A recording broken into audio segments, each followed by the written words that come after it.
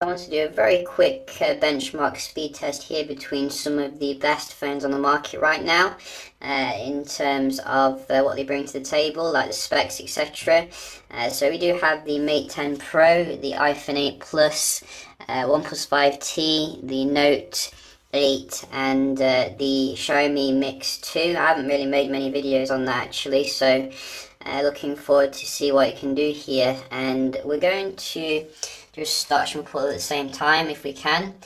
Haven't done this for a while, so we will try here. So 3, 2, is this the Bixby button? I think this is the power button. So 3, 2, 1, let's go.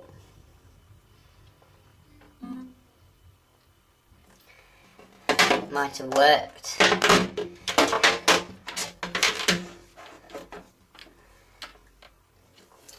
Somehow 3 sneaked onto my Mate 10 Pro.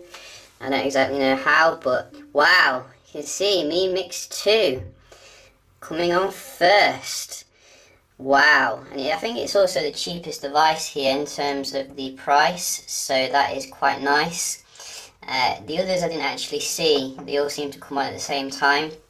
So with the Note, we are getting the Exynos model here.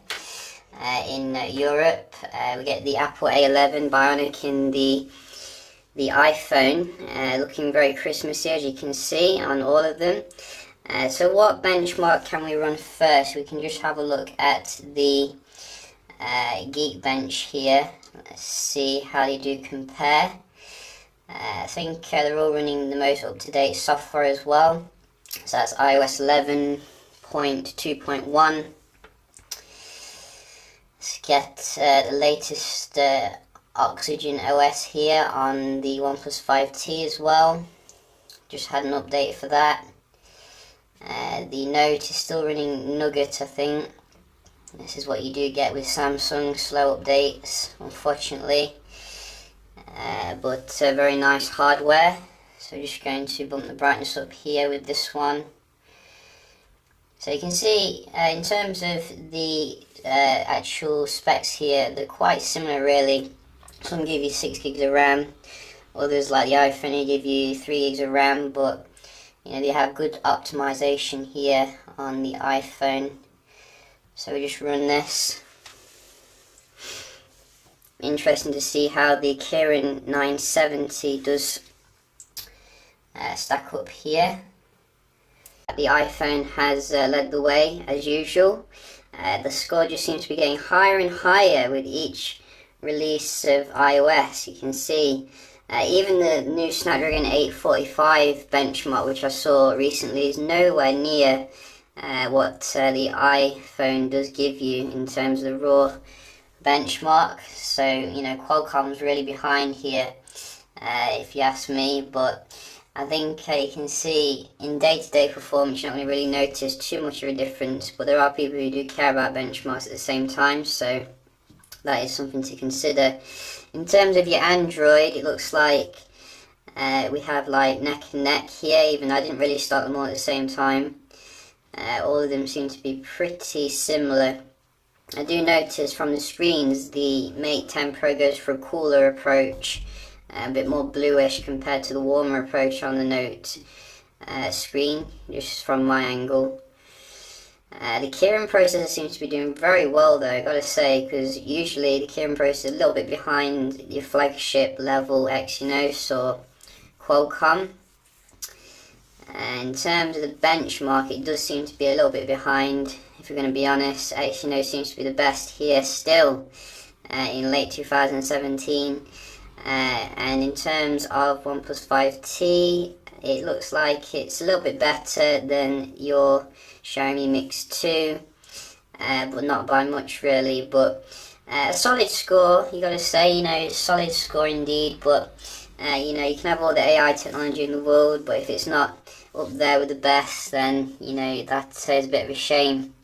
We're just going to have a look at the Wi-Fi as well, so we can see how fast the Wi-Fi is, and we can just go on here So I'm just going to check the server is correct here. That's not exactly the correct server, is it? Let's just be honest. I don't know how it's got... that's weird. So for some strange reason, it doesn't seem to pick up local servers on the Mate 10 Pro, even though I've got the region set to, you know, the UK, etc. I'm trying reinstalling the app as well, but you can see only foreign servers, so, you know, that is quite weird, but we're just going to have to roll with it, because I don't have the time to fix something like that. We're going to see what it does nevertheless. It is on the 5G Wi-Fi.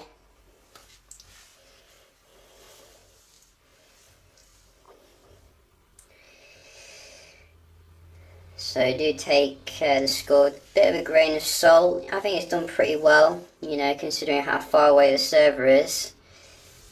It's done very well indeed, actually. Maybe it's just some sort of bug. I have noticed quite a few bugs with the Mate 10 Pro in terms of the camera, so hopefully they'll fix that. And you can see iPhone is very good here, better ping and slightly, well, in fact the same for the upload, pretty much worse.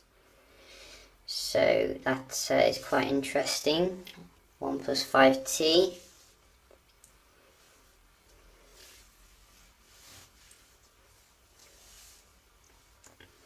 Which likes Manchester, but it's definitely on the right one today. Can't quite meet the iPhone, unfortunately. It is half the price though, so we'll give it a pass. Very good upload. Note 8. Expect the best here. Most expensive phone on the table. But no. Can't meet the iPhone or the OnePlus. Wow, you can see here that is quite a shame. Expecting better there.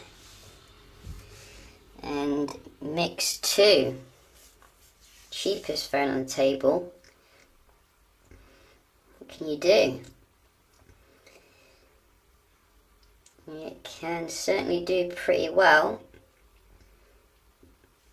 So just, so it's not done that well actually. It's actually done pretty much the worst except for the Mate 10 Pro, which I'm not going to criticise too much, which did pretty well considering how far the server was. Upload's pretty good though, overall. But very surprised actually that the Note 8 didn't perform quite as well as I was expecting. But props where props is due for the iPhone. Which just works, you know, it doesn't have any issues here.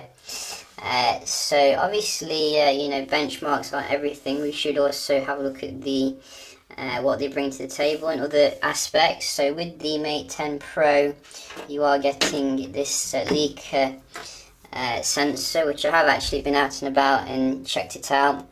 Pretty good performance. I definitely think it's a step above what you're going to get with the 5T and the Mix 2.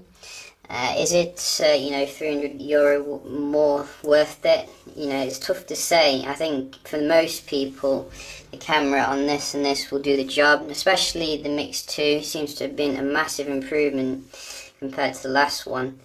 But I think the main differentiator now between the budget phone and the flagship phone is the camera. At the end of the day, everything else is pretty much the same.